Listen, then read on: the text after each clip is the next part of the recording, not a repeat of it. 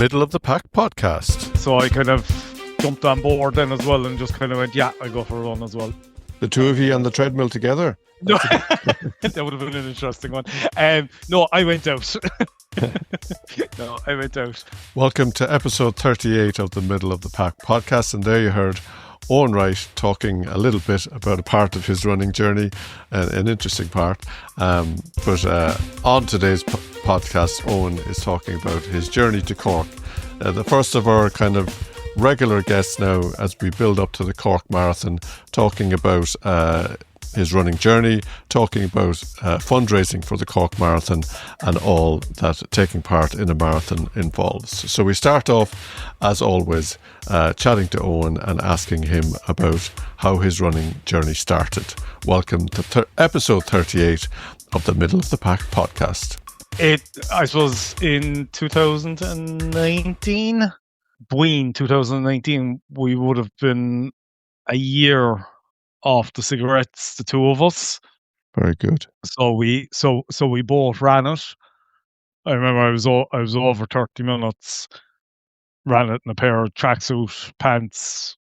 I still have the video of me crossing the finish line, and then we kind of didn't do any more. It was one and done at that stage. I don't think we even booked anything after that.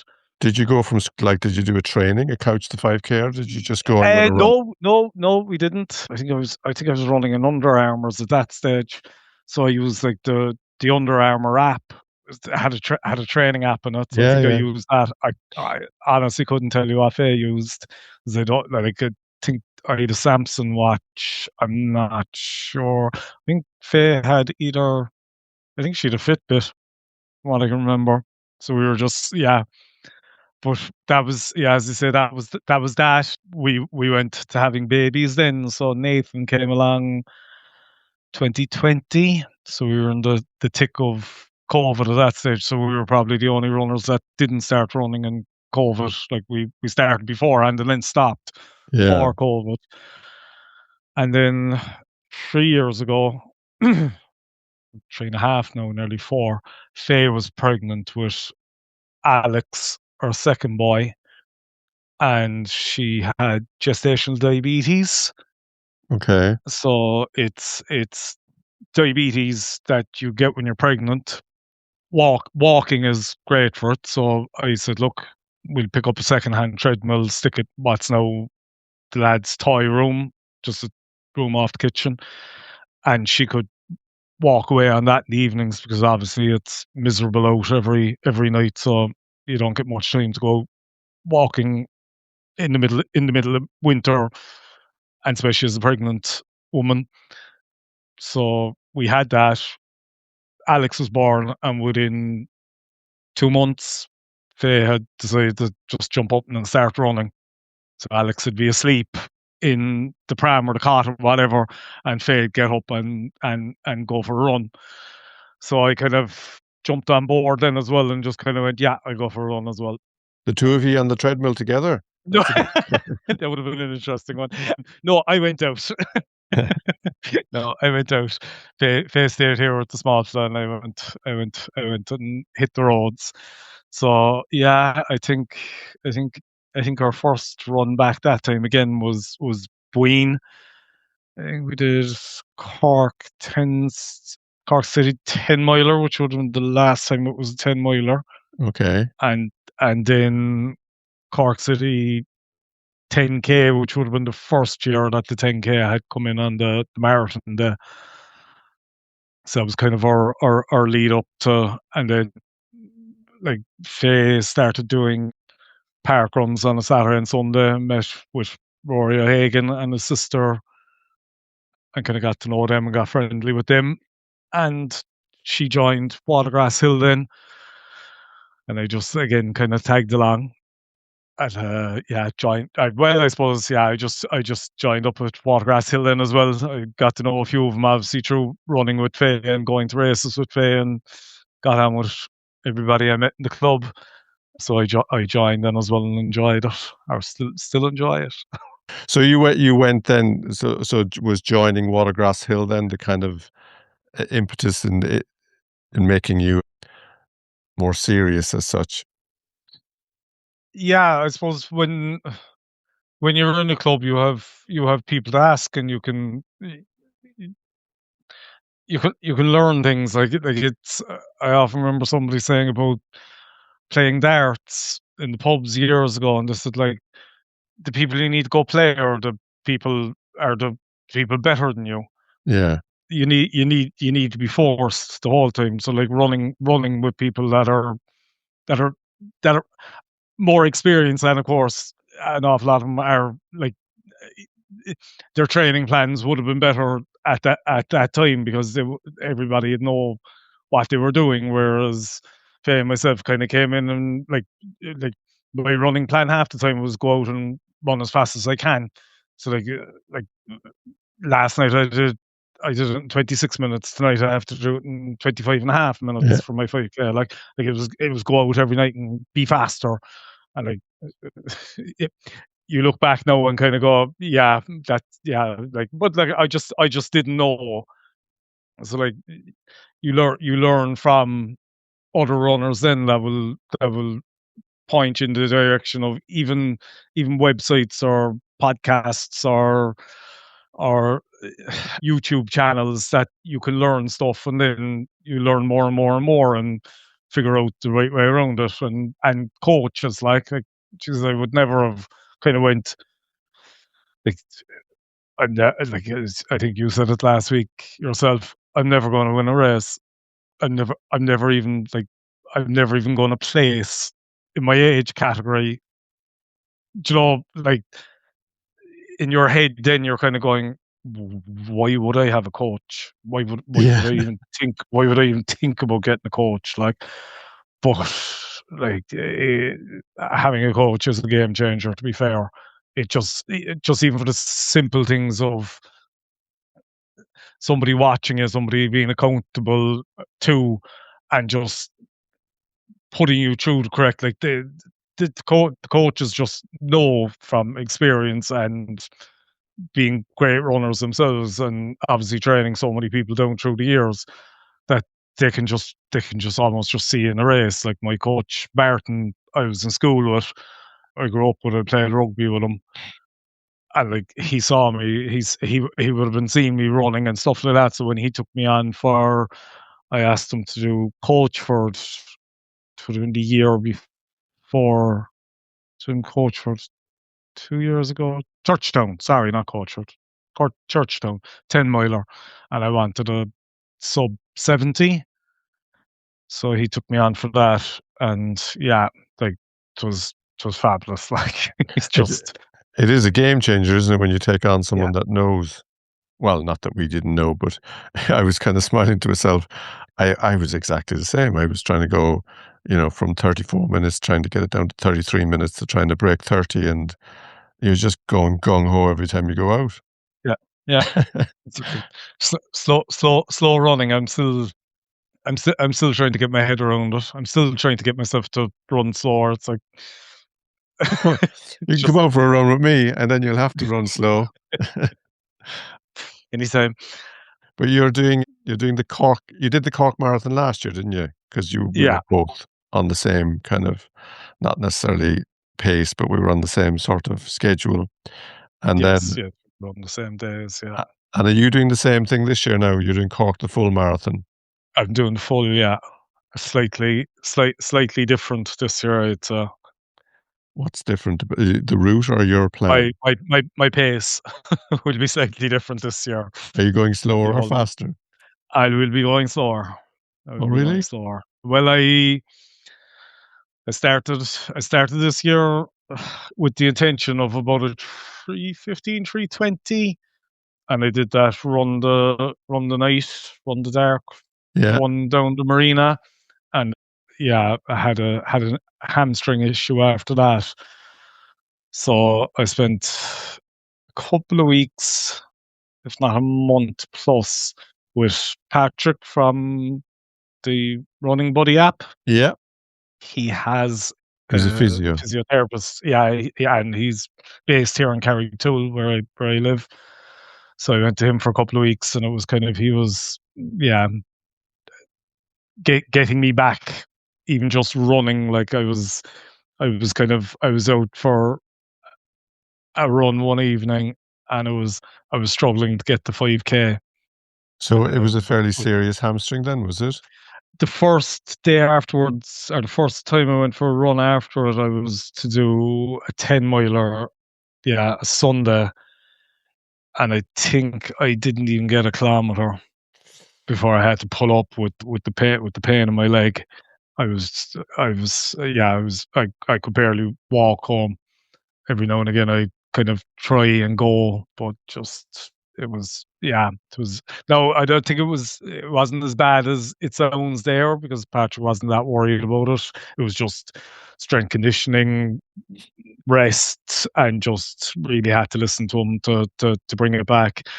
I suppose, like all runners, I probably didn't listen enough, but I think I did just about enough, whereas I should have been doing more. Yeah. If you understand what I'm saying, Yeah. if I if I if I had done more, I probably would have been back faster. But I did just about enough to But get me back, and that's me all over, unfortunately.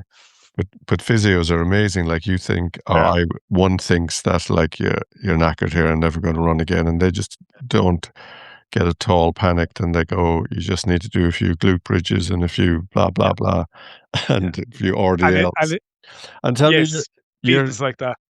yourself and Faye are doing fundraising for the marathon this year. Then, even though you're not going We full time, but you're going to finish it.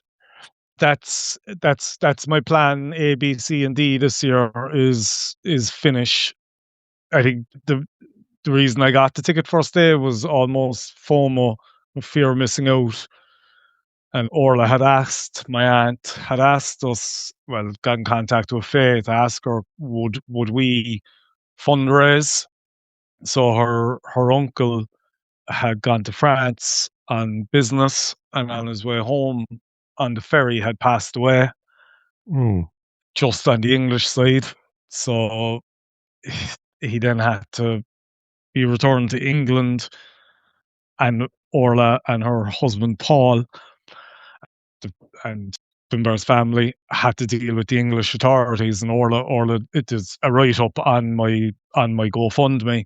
It was written by Orla for me to put up there, and it was saying that it was very impersonal when they were dealing with the English authorities. yeah. As I can totally understand, they're doing it 7 days a week. They don't really have the chance to be that personal about it, but it was like case number, and then it was just very impersonal. Whereas then she got on to, sorry, no, Kevin Bell Foundation. So it's the Yeah. Kevin Bell Foundation Trust. It's Kevin Bell Repatriation Trust, and she said just straight away it was it was Finbar, it was Uncle Finbar, it just became personal. It became they took him as a person, as a loved one, Yeah. rather than just, as I say, just a case number, which made a huge difference straight away to Orla and Paul and the rest of the family, because I suppose it just makes it easier then. So the only thing that Kevin Bell Trust ask you to do, or ask of you, if at all possible, is for you to fundraise. Okay. So that's why Orla asked Faye to ask the two of us, would we run something for it? So Faye is doing 10K on marathon day, and I will be doing the full marathon. We're S- hoping to raise as much as possible. So you can send me the link and I can put it in the notes, Perfect. and Thank you. we can hope that that sounds like a, yeah, we had somebody on, I don't know if you heard her, she's doing the London Marathon in Wellies, and for the same reason now she had a trust or a fund, she was fundraising Mm, for them. And it's sometimes these organizations go under the radar and we don't know until we're actually in the middle of it. And it sounds yeah, like they were like angels yeah. for them. And it's exactly what my aunt said. She said, like, this is a trust. This is a group of people that you you don't know till the day that you need them. And Yeah. like as she said, she hopes nobody ever needs them, I didn't realize but that if they are there. I didn't realize that if you were on the boat home and you died in Yeah. the other waters that you're then, You're in English territory.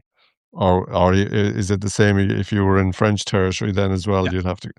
yeah. That's As far as I know from what happened, yes.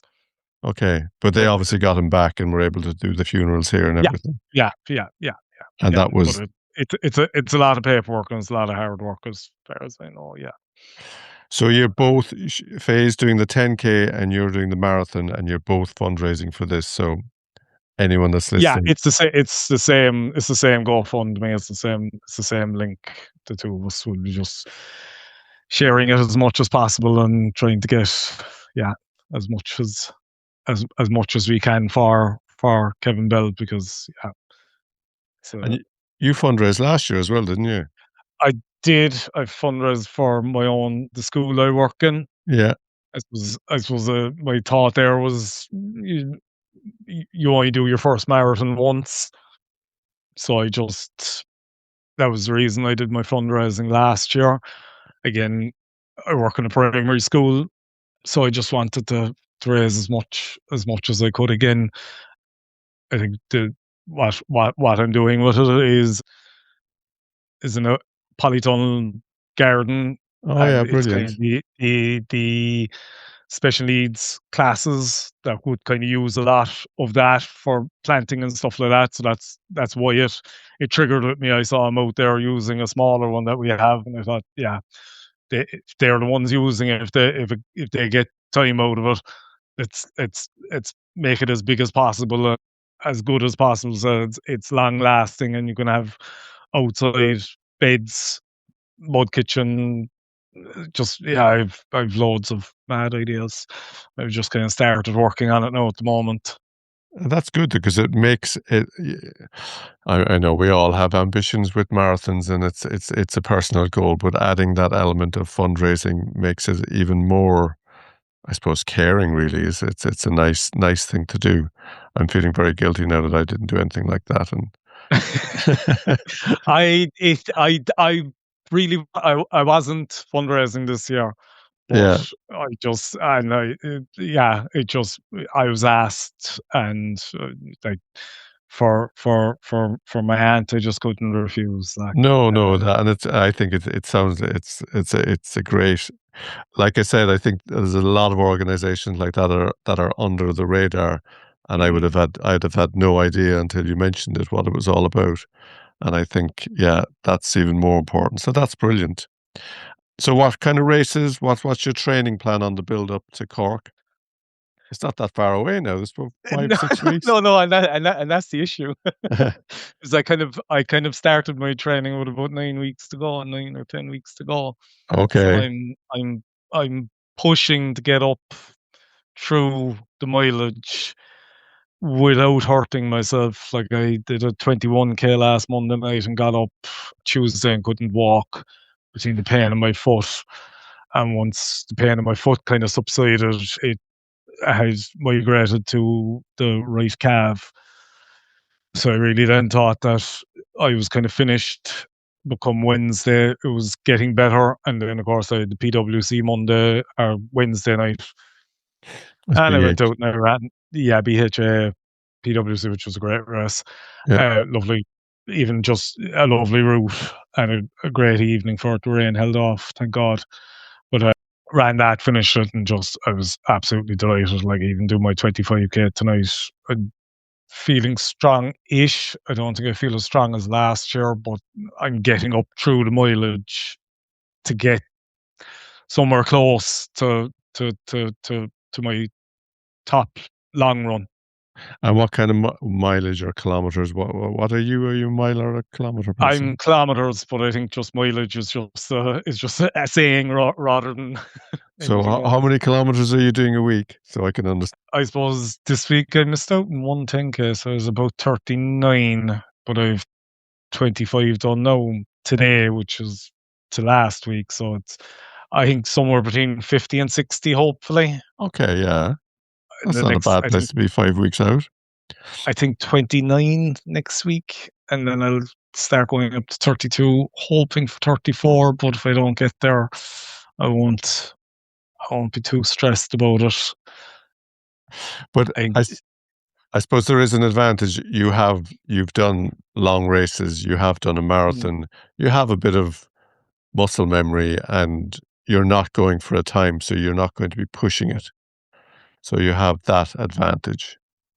You have, yeah, the 5:30 to 6 pace now tonight. Yes, felt, and it feels more when you're passing the previous thresholds, like past 16k tonight, past 21k tonight.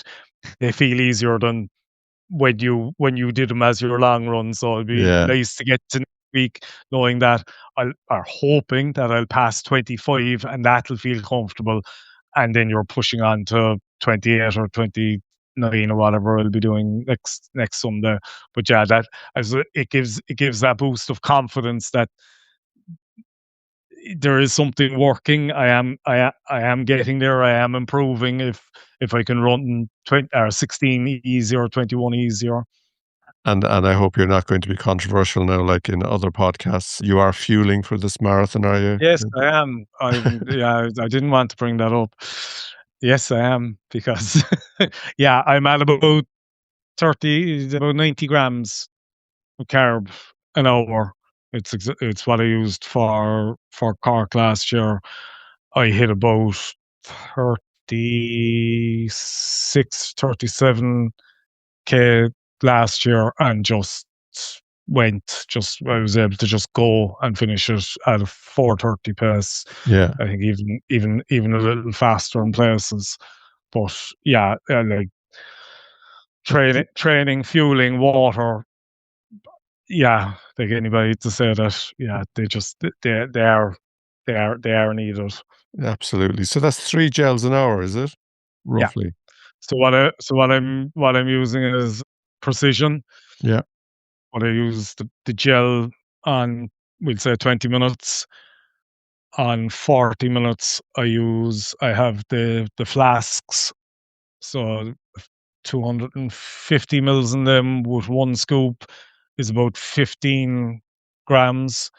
And then one of the chews, so just one of them is about 15. So I have a chew and a bottle. So and then a caffeine on the hour, every hour. So yeah, that's my three then. And it mixes it up as well. So I'm not just taking the gels every 20 minutes. I have to choose with the drink as well. So you will have 3 caffeine gels during a marathon then? Yeah. Yeah. And I'll have four juice bottles. Yeah. I had the guy on from Precision, and he told me that it took 45 minutes for the caffeine gels to kick in. And I was laughing to myself because obviously there was a placebo effect. I was going, I almost take a caffeine gel and think, yay, I'm flying. But obviously No. I've noticed now since I've had that I feel it now in races that it is kicking in later on, but they are a great Mm. help. They're a great help. No, yeah, I'd have one before I'd start the race. Yeah, I'd have a caffeine gel before I'd start. So it'd be, as you say, it should be kicking in then within the first hour, and Yeah. then popping it up every hour after that. And will you wear carbon plates on the day? Yeah, yeah. I'd pair Sauconys or Sauconys, depending I think on Saucony how was, on how you say it. yeah, I think Saucony was again, I only learned that as well. I used to call them Sauconys, but yeah, Yeah, no, Saucony. But yes, I don't use anything else. It's just Sauconys. I've got one pair of dailies, two pair of speeds, and one pair of pros. and it's Faye is the Brooks fan, isn't she? Is that right? She's just gone to Brooks, yeah, but she still has Sauconys, but she's after buying a pair of Brooks, which she enjoys. I think she may be going in for another pair, but I think for her, I think she's going to stick with pros for the marathon. Yeah, yeah. It's funny, we could nearly do GoFundMe pages for shoes as well, couldn't we? Yeah, very much so. I don't think people realize the cost of it's the gels as well. It's the you're training with the gels as well. So it's not like you just pick up a few gels on the day and just use them like you're doing every long run. And like I would have done, I won't say research, but I suppose it is YouTube, watching videos and listening to different people, and it's kind of fellas saying that you should go over so if you want to use 90, you should be going over by a certain percentage during your training so that your gut is trained beyond what you intend on using, so Yeah, that when you yeah. come back it's less effective, or it's not less effective, it has less of an effect on your stomach race day. Yeah, it is for sure. Like, I mean, I'm not I'm doing Dublin Marathon, but I'm still, if I'm running, like tomorrow, I'm going out for an hour and a half. I'll bring gels, and I'm just Yeah, gonna. I use Alter as well as my drinks mix, and I just train. And if I'm doing a session, I'll do the same. Because it is, and you do notice that. I remember last year, every time I was taking gels, after a certain amount, you felt ill, but you definitely train yourself, as you say, and it's yeah. training the legs and training the gut and training the head even as well. Do you know? Yeah, I will say as well, Faye is using Alter. She loves it. yeah. Well, Yeah, it's but like I think the important thing for runners, and it's especially people that are thinking about it, I might have a loyalty to Precision or to Alter, but mm, you pick the one that you like, and you pick the one that suits you, and you stick with it. Then that's the thing. So, what's the fundraiser info again? Because we're coming to the end, and the it's trust. on it's on GoFundMe. It's on my own Facebook page and my own Instagram page, my own name, Owen Wright. We'll find both of them. Faye will probably have it up on hers as well. But Okay, I'm not sure if you can go into GoFundMe's site and search my name, or even search Kevin Bell. I wouldn't 100% know that. so I will link you obviously and tag you on the Mm. show for when the show is going out, and then if they go into your social medias, they'll find the link, and we'll put Yeah, the there's a uh, link in my bio. So uh, yeah, and we'll put the GoFundMe page on the notes of this as well. So that's nearly it. Thanks for taking the time. perfect. Thank you, Roderick. And listen, I mean, I met you on the build up to Cork last year, and it was great. I found both yourself and Faye very motivating and very encouraging, Thank and you. it's wonderful that you're fundraising. Like I said, you're making me feel slightly guilty that we haven't done anything like that. But it is a great cause, and I hope that you can raise a lot of money, and I hope that you enjoy it as well. Because Faye's doing the 10K, isn't she? And you're doing the Yeah, the yeah. full, and I'm doing the half. So we might meet in Clancy's after. Yes, we'll definitely meet. It's yeah, sure. Look, it's always a fabulous day in Cork for marathon day, no matter what you're doing, or Yeah. even the supporters enjoy it so much. Like, yeah, it is a fabulous day, to be fair. Okay. Well, listen. Thanks for coming on, and I appreciate your time. Thank you so much for it. Okay. And that's Owen Wright, our guest on episode 38 of the Middle of the Pack podcast. I really hope you enjoyed that. We are going to continue with people that are running the Cork Marathon, be it the 10K, the half marathon, or the full marathon over the next few weeks. But for this week, thanks to my guest, Owen Wright, and remember, keep on running.